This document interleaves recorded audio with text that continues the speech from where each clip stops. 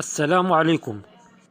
لم يقصد بها الفيفا، سبب رفع أشرف حكيمي يده بهذا الشكل انكشف أخيرا والجمهور مصدوم، لن تصدقوا من إهانة بها.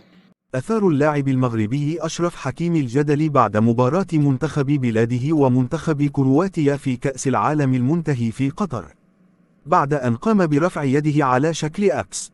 وكان المنتخب المغربي قد خسر مباراة منتخب بلاده أمام منتخب كرواتيا في تحديد المركز الثالث والرابع، لتنتهي بفوز أصدقاء مودريتش بهدفين مقابل هدف. وقد أثار اللاعب الدولي المغربي أشرف حكيمي وسائل التواصل بعد انتهاء مباراة منتخب بلاده، رافعا يده للأعلى بشكل أكس. ظن الجمهور أنه يقصد بها الفيفا، ولكن بعد انتهاء المونديال كشف اللاعب المغربي أنه قصد بها سوء التحكيم. وتساؤل الجمهور عن دلالة رفع اليدين إلى الأعلى على شكل حرف إكس، والتي قام بها اللاعب أشرف حكيمي مباشرة بعد إعلان الحكم على نهاية المباراة التي جمعت المنتخب المغربي بالفريق الكرواتي.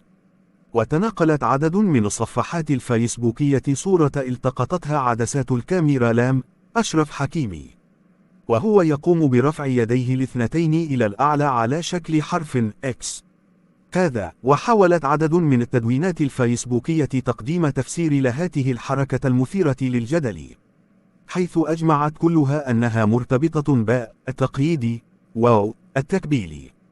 ويعني ذلك ببساطة أن طموح المنتخب المغربي تم تقييده، وبالتالي إجهاض حلم الوصول للنهائي، يقول أحد المعلقين. وفي هذا الصدد أيضا أكد الصحفي المغربي محمد وموسي أن علامة رفع الذراعين على شكل الحرف إكس التي قام بها أشرف حكيمي عقب مباراة المغرب كرواتيا هي عبارة عن حركة احتجاجية ابتكرها لاعبون في شتى الرياضات للتعبير عن تعرضهم للظلم. الحركة ظهرت حين منع الاتحاد الدولي لألعاب القوى اللاعبين من الاحتجاج أو التعبير عن مواقف سياسية داخل الملاعب. وشكرا على المشاهدة، لا تنسى اشترك في القناة ليصلك كل ما هو جديد، وإلى لقاء وبعد الفاصل.